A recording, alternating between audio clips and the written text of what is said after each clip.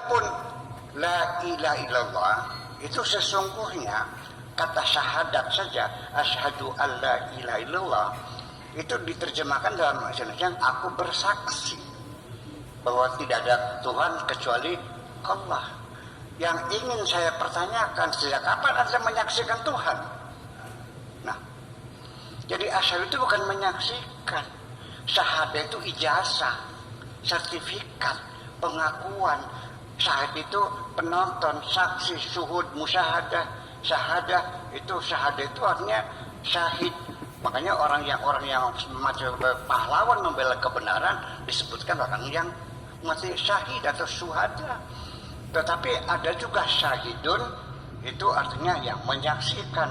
Maka dalil juga bahasa Arabnya syahidun, jamaknya syawahid. Ini pendekatan linguistik dan khususnya terminologis. Jadi sesungguhnya asyhadu itu bukan aku bersaksi, aku menyatakan dengan sesungguhnya berdasarkan bukti-bukti yang kuat dan keyakinan yang kokoh bahwa Tuhan itu hanya Allah saja. Itu sebagai simbol sesungguhnya. Nah, kenapa simbolnya kok la ilaha illallah?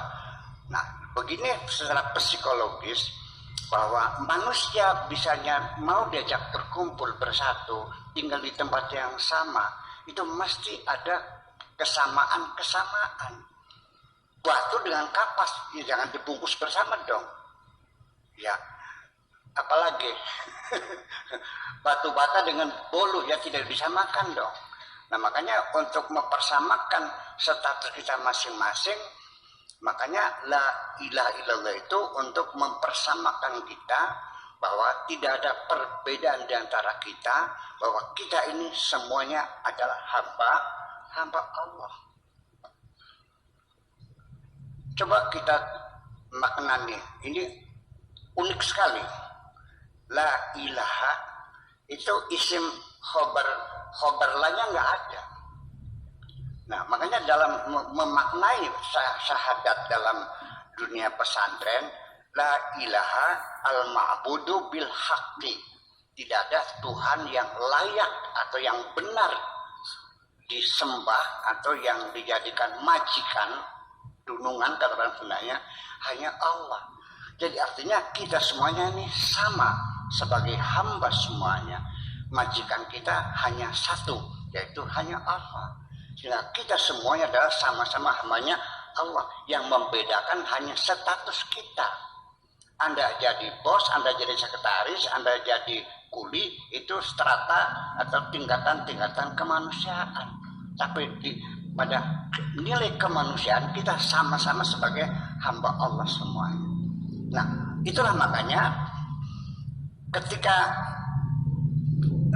orang Islam itu sendiri diwajibkan untuk melaksanakan beberapa ritual-ritual Islam yang nanti sudah disebutkan sebagai rukun-rukun Islam, baik sholat, puasa, zakat, haji, itu semuanya intinya membangun kebersamaan sesungguhnya.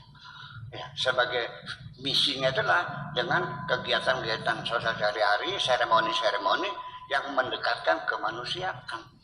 Nah, itulah indoktrinasi sejak awal juga bahwa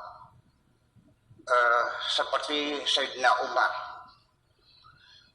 ketika di suatu pasar dia melihat ada seorang majikan mukuli budaknya, dia marah sekali gitu, dengan ucapan yang sangat legendaris sekali, matasta'battumun nasa wa qad waladathum ummatuhum ahrara. Sejak kapan engkau memperbudak manusia? Padahal mereka dilahirkan oleh ibunya dalam keadaan merdeka semuanya itu.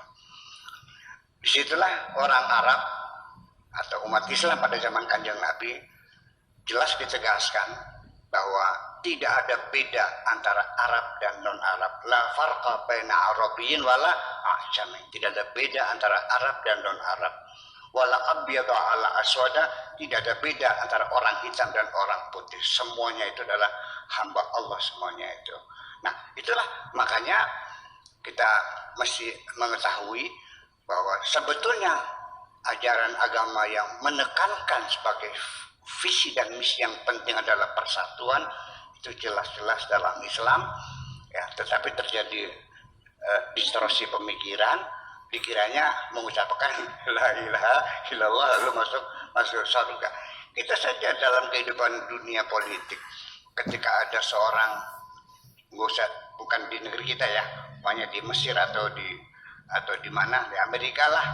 Nah, orang-orang yang mendukung Joe Biden, ya kan, membantu uang sekian miliar untuk kampanye, biaya, menggunakan mobil 100 unit untuk berkampanye kemana-mana, masang baliho di mana-mana, dengan uang bermiliar-miliar.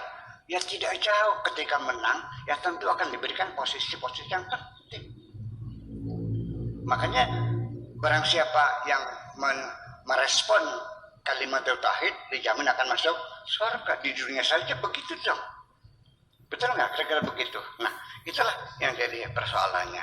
Kemudian